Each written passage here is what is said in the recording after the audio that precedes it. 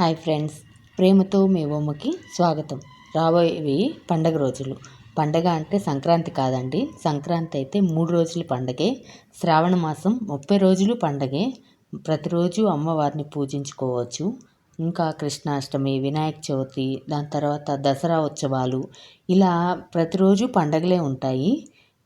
అలా పండగలప్పుడు దేవుడికి పీట వేసి ఏర్పాటు చేసి అలంకరణ చేస్తూ ఉంటాం. ఆ ప్రదేశం అంతా అందంగా ఉండేందుకు అలంకరణ చేస్తూ ఉంటాం.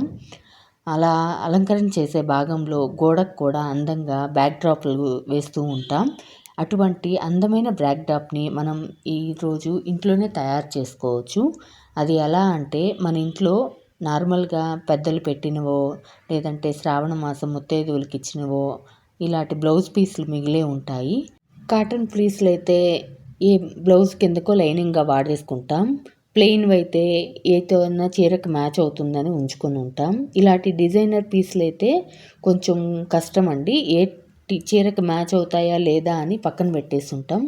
అలాంటి కొత్త బ్లౌజుల్ని మనం ఈరోజు ఒక మంచి డిజైనర్ బ్యాక్డ్రాప్ని తయారు చేయడానికి ఉపయోగిస్తున్నాం.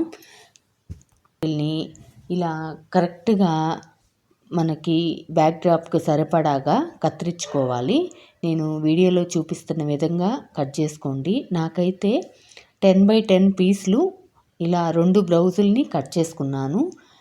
మీరు కూడా మీ బ్లౌజ్ ఎంత వెడల్పు ఉంది, ఎంత పొడుగు ఉంది దాన్ని చూసుకొని దాన్ని బట్టి ఇలా ఒక 2 బ్లౌజులు కట్ చేసుకుంటే సరిపోతుంది. నేనైతే డిజైనర్ బ్లౌజులు కట్ చేస్తున్నాను.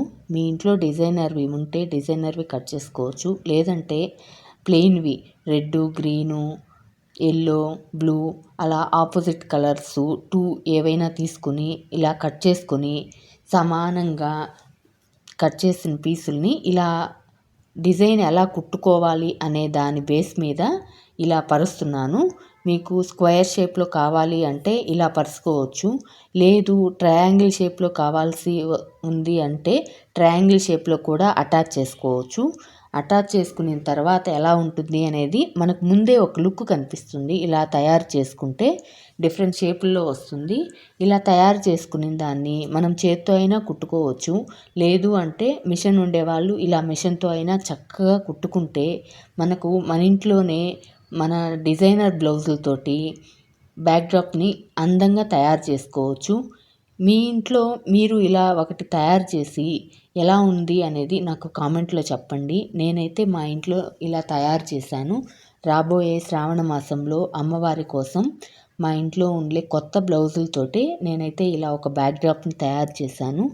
దీన్ని కుట్టిన తర్వాత మిషన్తో మంచిగా ఫినిషింగ్ ఇచ్చుకోవాలి. సైడ్స్ అన్నీ కుట్టుకొని పోగులు రాకుండా కూడా మంచిగా ఫినిషింగ్ ఇచ్చుకొని నేను గోడకు పెట్టి ఎగ్జాంపుల్ కోసం మా ఇంట్లో ఉండే దేవుడు బొమ్మల్ని కూడా అక్కడ ప్రతిష్ఠించి ఒక్కసారి మీకు ఫోటో పెట్టాను. ఎలా ఉంది అనేది నాకు అయితే కామెంట్లో చెప్పండి.